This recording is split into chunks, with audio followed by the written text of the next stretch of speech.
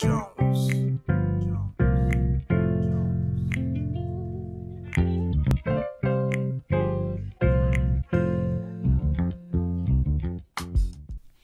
Bonjour à tous, c'est une joie pour moi de vous retrouver dans un nouvel épisode de Sa parole et moi, des capsules pour vous permettre de mener des vies en bonne santé. C'est toute la vision de ces réflexions qui abordent des questions qui sont concrètes, pratiques et qui s'appliquent à votre quotidien.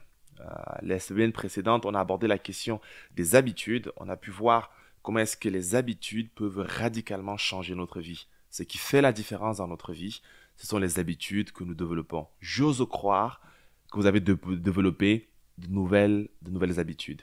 Aujourd'hui, je démarre avec vous une nouvelle série de réflexions sur la politique. Le chrétien et la politique. Le chrétien et la politique, c'est le thème de cette série que j'aborderai sur plusieurs épisodes.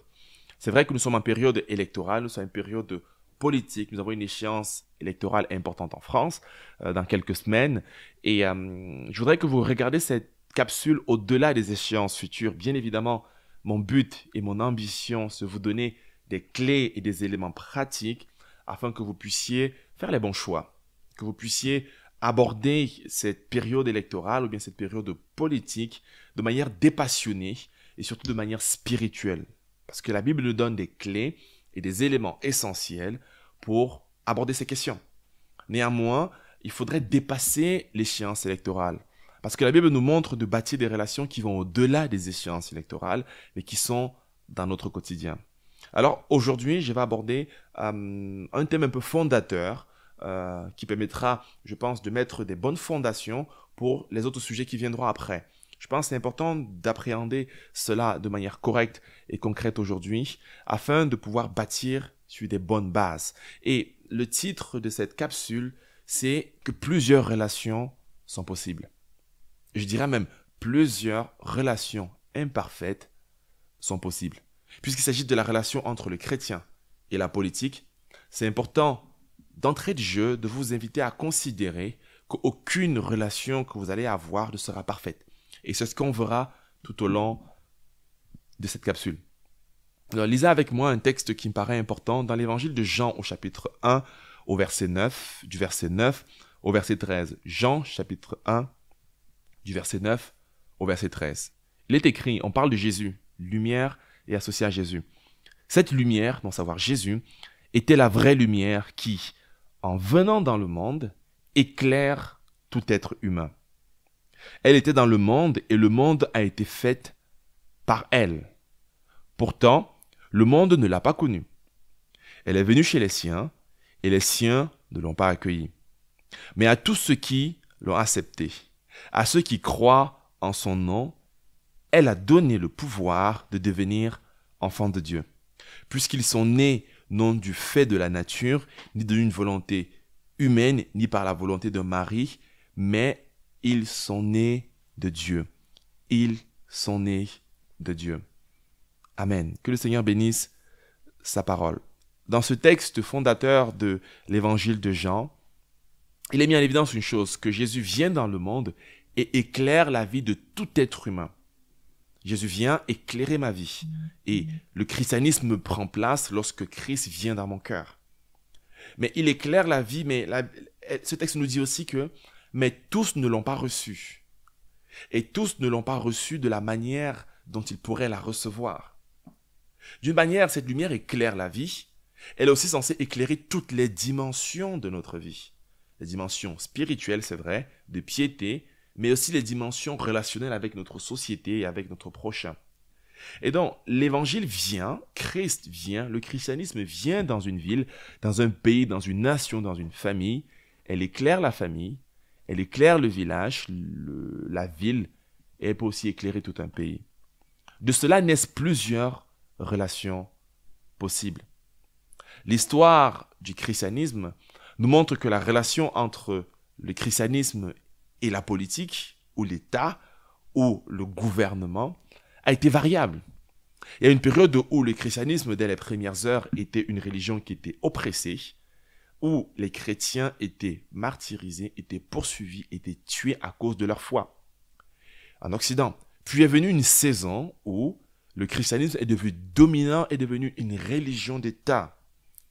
Après, il viendra une autre saison avec la réforme où le christianisme va se séparer de l'État en essayant d'avoir une relation différente.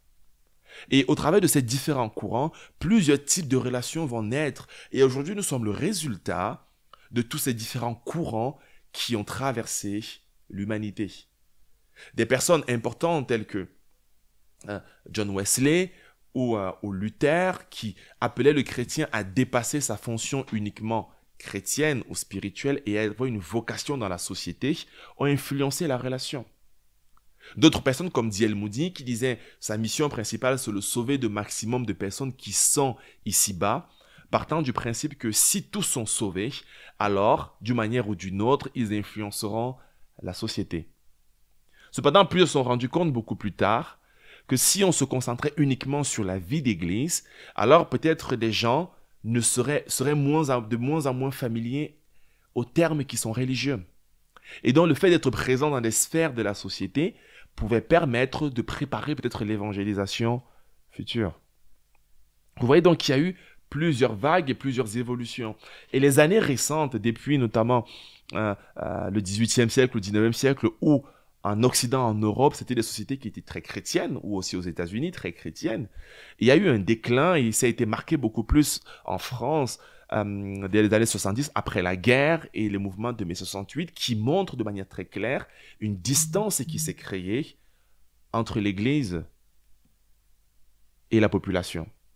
Le nombre de chrétiens a baissé et dont les valeurs morales qui étaient ancrées dans la société ont commencé à baisser.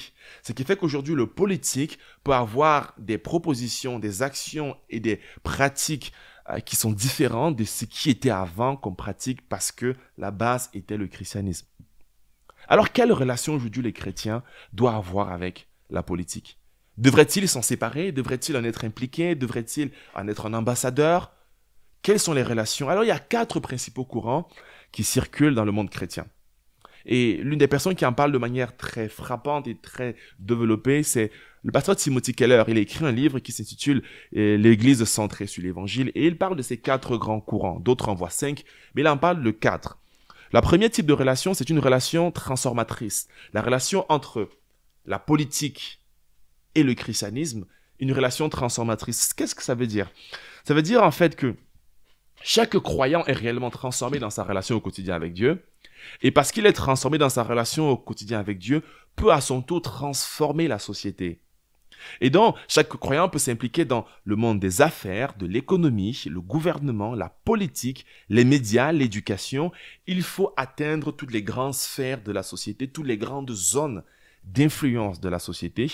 Parce que si on touche toutes ces zones d'influence de la société, alors la société en elle-même sera transformée.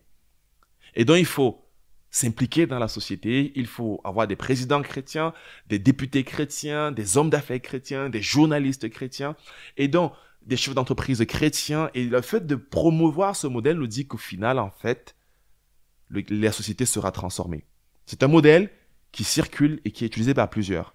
L'inconvénient de ce modèle, c'est qu'il promeut beaucoup l'implication uniquement dans la société et finalement sous-évalue l'Église. La notion de conversion, la notion de discipulat perd un peu son poids puisque tout est centré vers celui qui est à l'extérieur. Elle donne aussi parfois trop d'importance à la politique. Qu'est-ce qu'elle a là? Qu'est-ce qu'elle en a réellement? Et aussi, elle peut avoir une vision très moralisatrice de la société de dire que nous sommes très bons et nous venons transformer la société. C'est donc une relation de transformation. Ensuite, il y a une relation de pertinence culturelle. On va complètement un peu une autre approche différente.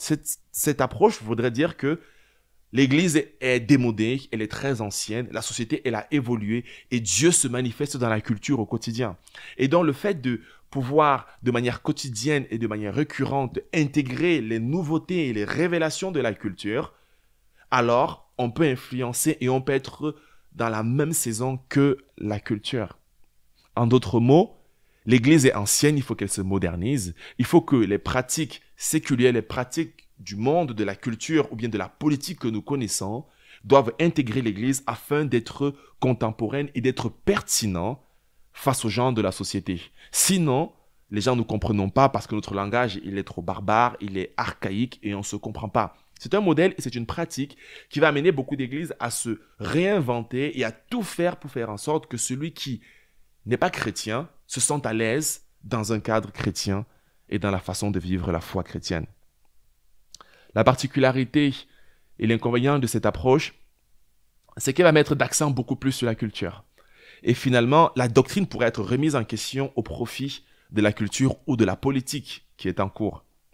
Le troisième courant, c'est le courant contre-culture ou contre-politique.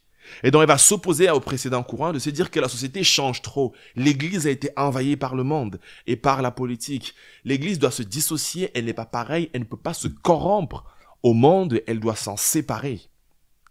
Et ce modèle va dire, au contraire, il faut que l'Église puisse être totalement distincte du monde parce que elle n'est pas le monde et c'est en se distinguant qu'elle pourra réellement attirer le monde sans forcément se changer.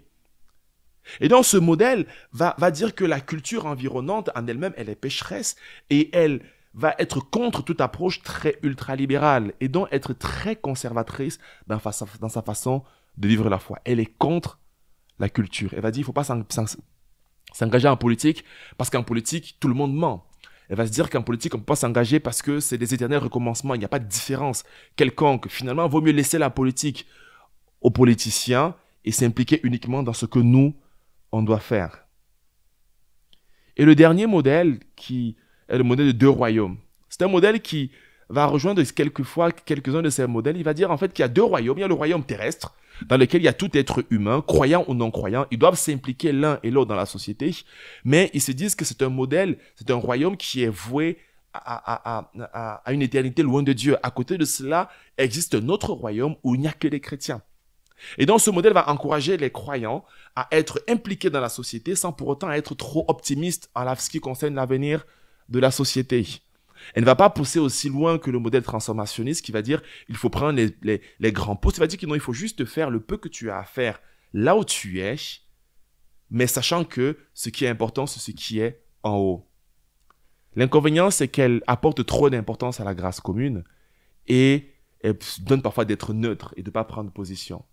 Comme vous pouvez le voir, on a tous chacun ce modèle. Ils sont en même temps positifs comme négatifs. Quelle est donc la relation que doit avoir le chrétien avec la politique? Ma conviction est qu'elle doit avoir un peu de ces quatre relations. Parfois, elle doit s'impliquer dans la politique parce que c'est important que les chrétiens s'impliquent, mais elle ne doit pas être idéaliste au point de croire que c'est en devenant un président chrétien que tout va changer. Elle doit en même temps être contre-culture parce que le chrétien est différent du non-chrétien par sa façon de vivre, sa façon de manifester la foi. Donc parfois elle doit être contre-culture. Parfois elle doit intégrer la dimension de deux royaumes parce que même si elle vit ici-bas, il y a un royaume céleste. Et donc le problème c'est que on va être focalisé dans un seul et on a une idéale sur la relation qu'on veut bâtir. Et donc c'est ça le danger. Et c'est important de se dire que tous les modèles qui existent ont des avantages et des inconvénients. Mais la Bible nous montre en fait que chacun de ces modèles, il y a un atout, il y a une clé. Et donc, l'Évangile nous montre que si on veut être pleinement chrétien, il faut qu'on prenne un peu de ces quatre dimensions et de ces quatre mouvements. C'est tout un défi. Car en même temps, on doit s'impliquer dans la politique, en même temps d'être conscient que la politique ne changera pas tout ici-bas. En même temps qu'on doit dénoncer les travers de ce monde qui se pervertit de plus en plus, qui s'éloigne de Dieu. En même temps, on doit faire notre part pour s'impliquer au quotidien de ce monde sans être idéaliste. Et donc cela nous invite à être pleinement conscients de la multiplicité de relations qui existent dans la politique, tout comme dans la religion, et à considérer que Dieu est au contrôle. Et donc, que vous soyez d'un courant de gauche ou d'un courant de droite ou d'un courant du centre, c'est de réaliser en fait que ce soit à gauche, à droite, au centre, il y aura certains qui partageront des valeurs chrétiennes et d'autres qui partageront pas du tout des valeurs chrétiennes. Aucun parti politique ne pourra en lui seul répondre à tous vos besoins. Donc ça nous amène à ne pas placer notre confiance uniquement dans ce qui va se passer, mais à la placer en Dieu, tout en étant des lanceurs d'alerte et en étant actifs dans ce qui se passe au quotidien. Et ça, c'est la pensée biblique. Ceux qui doivent recevoir la lumière, mais également être conscients que certains ne recevront pas cette lumière, comme on l'a lu dans le texte tout au début. Et donc ma prière pour vous, les amis, c'est de réaliser une chose. Impliquez-vous sans pour autant être idéaliste.